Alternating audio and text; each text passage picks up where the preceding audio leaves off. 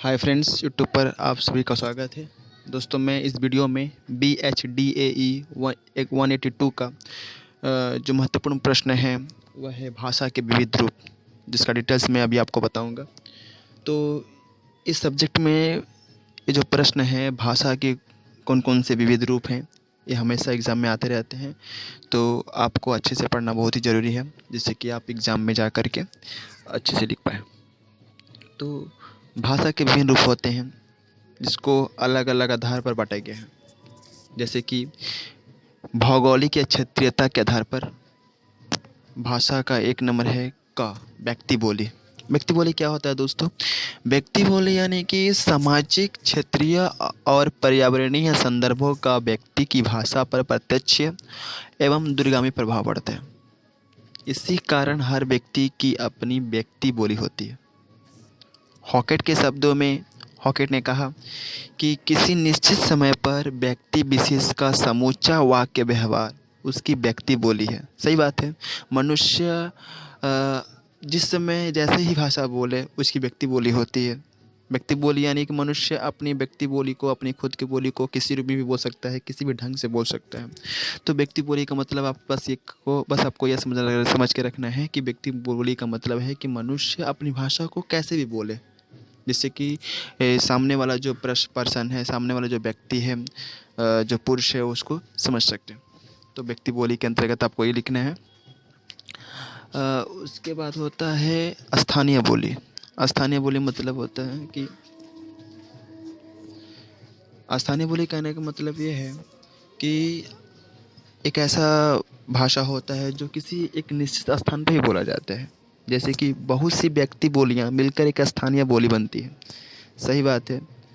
बहुत सी व्यक्ति बोलियां मिलकर एक स्थानीय बोली बनती हैं, जिनमें ध्वनि, रूप, वाक्य एवं अर्थ के स्तर पर पारस्परिक बोधगम्यता होती है। ये किसी छोटे स्तर पर बोली जाती है, जिसमें व्यक्ति बोलियों का समावेश रूप होता है। यानी कि स्थानीय बोली कहने का मतलब यह है कि बहुत सी व्यक्ति बोलियां जो हैं एक स्थानीय बोली में बनती हैं। व्यक्ति बोली ही जो है आगे चलकर स्थानीय बोली के रूप में जानी जाती है। फिर उसके बाद आपको देखेंगे उपबोली। उपबोली क्या होता है? उपबोली का मतलब होता है एकाधिक स्थानीय बोलियां मिलकर एक उपबोली बनती है। जैसे भोजपुरी की छपरिया, खखार, शाहवारी, गोरखपुरी, नागपुरिया आदि अनेक उपबोलियां हैं। उपबोलियां मतलब होता है कि किसी निश्चित स्थान पर, किसी निश्चित क्षेत्र में जो है एक बोली बोली जाती है, जिसको हम बोलते हैं उपबोली। बोली क्या होता है? बोली मतलब कि आप कह सकते हैं कि एकाधिक उपबोलियां मिलकर एक बोली बनती है, जिसे विभाषा भी कहा जाता है। हालांकि कुछ विद्वानों ने कुछ बोलियों के उपवर्ग को उपभाषा कहा है।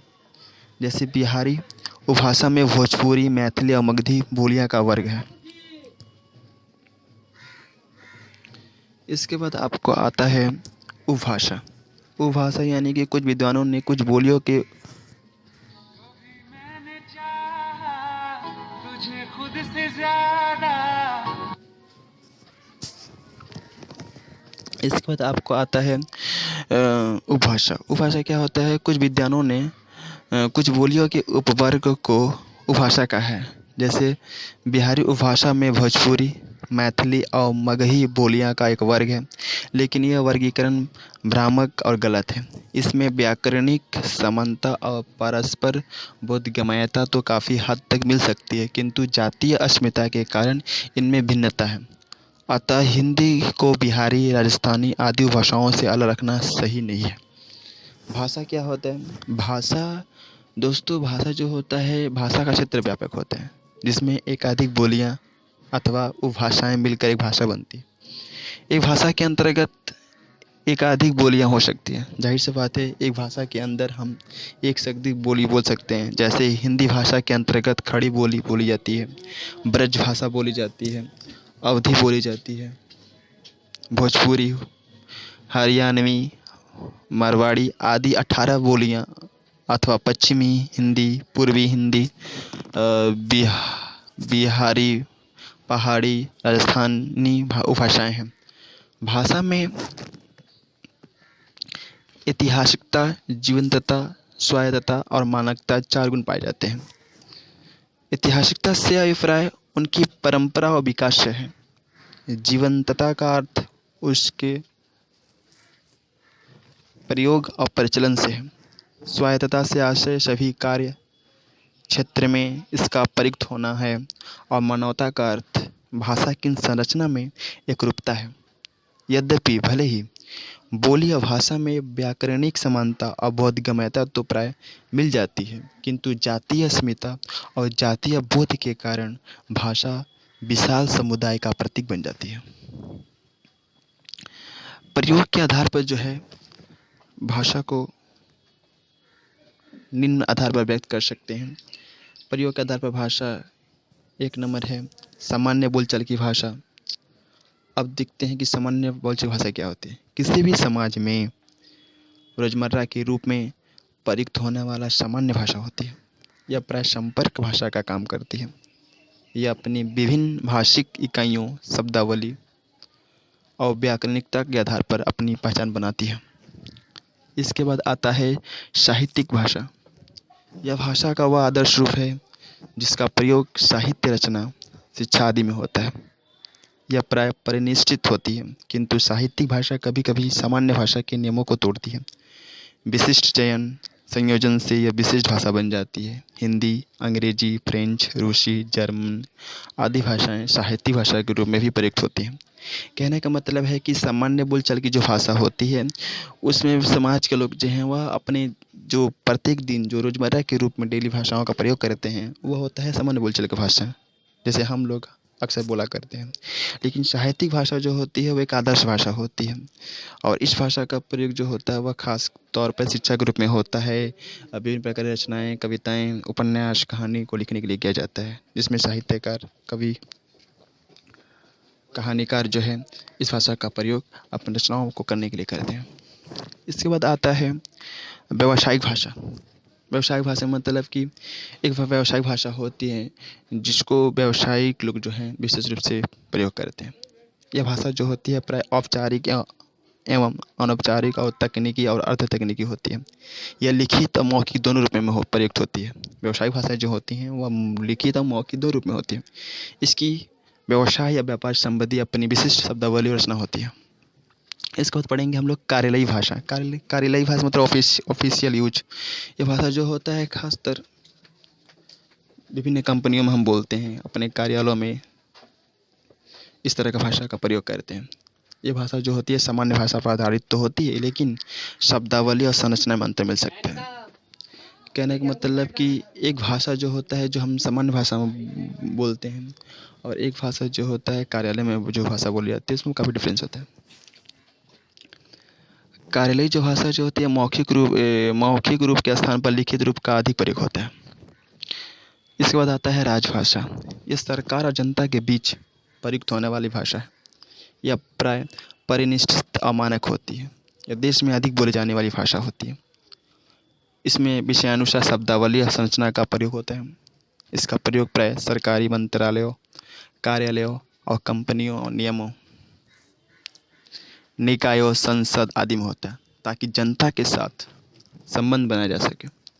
सर्वजन सर्वकार्य सुलभ बनाने के लिए इसकी शब्दावली में उपयुक्त चयन करने में भी सुविधा रहती है। देश में प्रयुक्त अन्य भाषाओं की अपेक्षा इसका प्राय प्रमुख स्थान आता है। भारत की राजभाषा हिंदी है। इसके बाद आता है राष्ट्रभाषा। राष्ट्र की प्रतिष्ठा का प्रतीक राष्ट्रभाषा होती है। इसे राष्ट्रीय स्तर पर गौरवमय स्थान प्राप्त होता है जो राष्ट्रीय ध्वज और राष्ट्रीय गान का होता है। वास्तव में राष्ट्रभाषा का संबंध राष्ट्रीय चेतना से होता है और राष्ट्रीय चेतना सांस्कृतिक चेतना से जुड़ी होती है। इसमें अपने देश की महान परंपरा और सामाजिक सांस्कृतिक अस्मिता जागृत होती है। राष्ट्रभाषा राजभाषा हो सकती है, लेकिन राजभाषा राष्ट्रभाषा भी हो यह आवश्यक नहीं है। भारत में अधिकतर भाषाओं का गौरवमय इतिहास रहा है, इसलिए बहुभाषी भारत में इनको राष्ट्रभाषा कहा जा सकता है। उसके बाद है गृह भाषा। यह भाषा किसी विशेष वर्ग या समूह या संप्रदाय में प्रयुक्त होती है, जिसे उसी वर्ग के लोग समझ सकें। इससे वर्ग भाषा या चोर भाषा भी कहते हैं। इसकी सीमा भौगोलिक नहीं होती है। वस्तुतः यह भाषा सेना, डकैतों या चोरों द्वारा प्रयुक्त होती है।